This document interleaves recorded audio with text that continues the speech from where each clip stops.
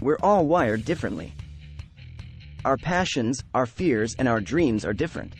And when we hear the word money, we all have unique thoughts and emotions too. Understanding the psychology of money will help us be aware of those thoughts, emotions, and behaviors. What is the psychology of money? The psychology of money is the study of our behavior with money. Success with money isn't about knowledge, IQ, or how good you are at math. It's about behavior, and everyone is prone to certain behaviors over others. Once you become aware of your tendencies, you can harness the power of your own mind, your thoughts, and your will, and you can literally change your life. I've been studying the psychology of money, and over the last decade I've seen it play out in real life while coaching people with their money. This stuff is powerful, so I want you to dig in with me. Why the psychology of money matters. I've come to value self-awareness as a tool. I need to learn more about the way my mind works if I want to grow. Whether we're talking about money or life as a whole, knowing yourself is a huge factor in creating meaningful change. Book icon. Get Rachel Cruz's new book to learn why you handle money the way you do.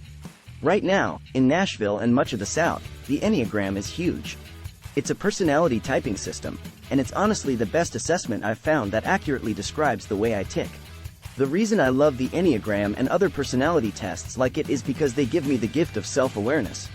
If we aren't aware of which strengths, weaknesses, perceptions, and tendencies we bring to the table, we'll never be able to lead ourselves to improve and reach our financial goals.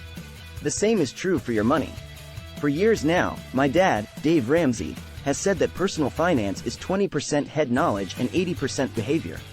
That's why his proven plan for getting out of debt relies on changing your behavior instead of throwing a bunch of numbers and formulas at you.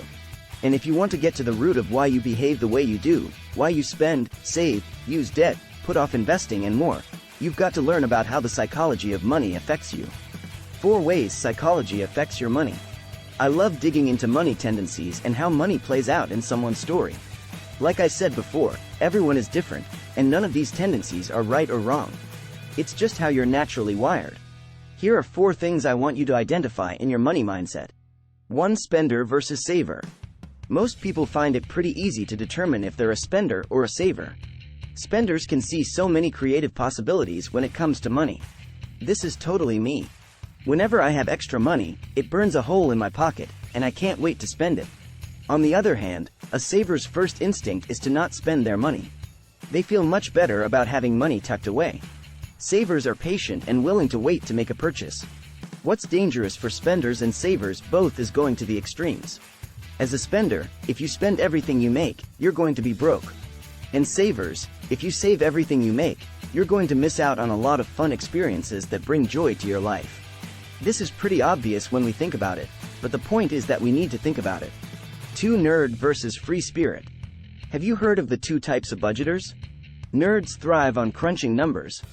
They genuinely look forward to organizing their budget.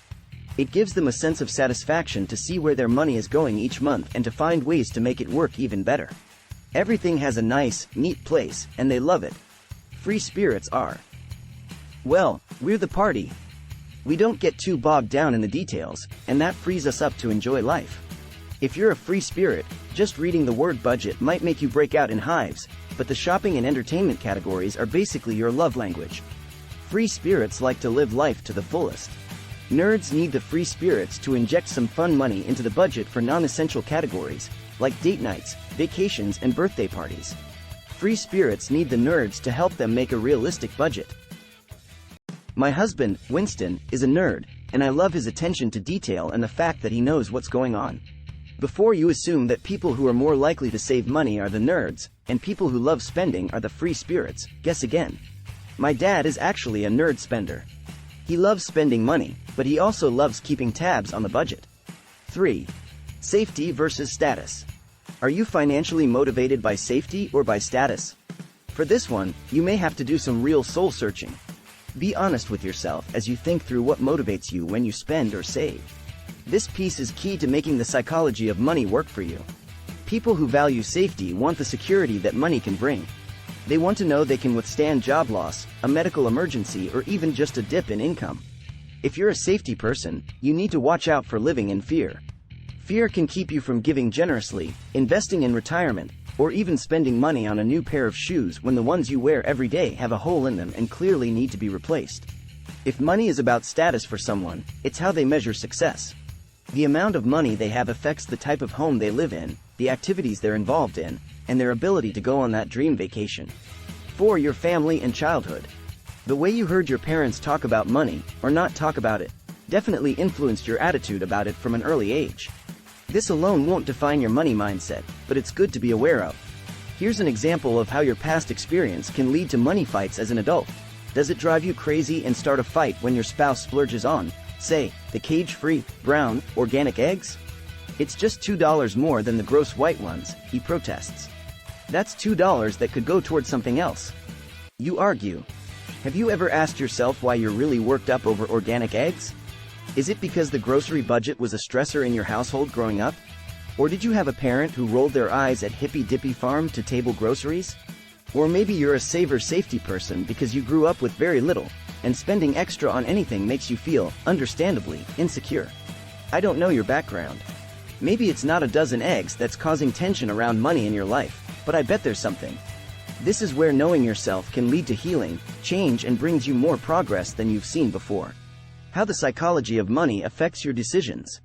The truth is that money is just a magnifying glass. It makes you more of who you are. If you're kind and generous, you'll be even more kind and generous with money. If you're rude and self-centered, you'll be even more rude and self-centered with money. Money is simply a tool, and you get to determine what to do with it.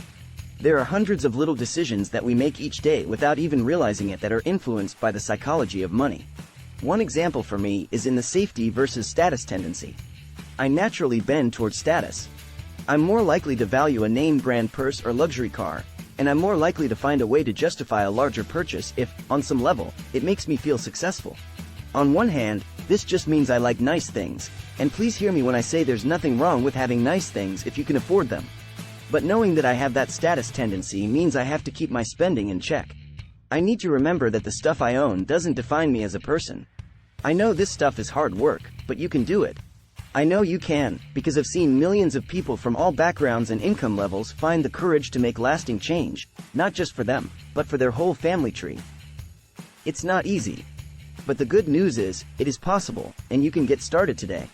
My Know Yourself Money Assessment will give you clarity on your personal money tendencies. Once you've got this insight on your own money mindset, you'll finally understand why you have the money fears, dreams, and tendencies you have. Knowing why you make decisions the way you do will make progress possible.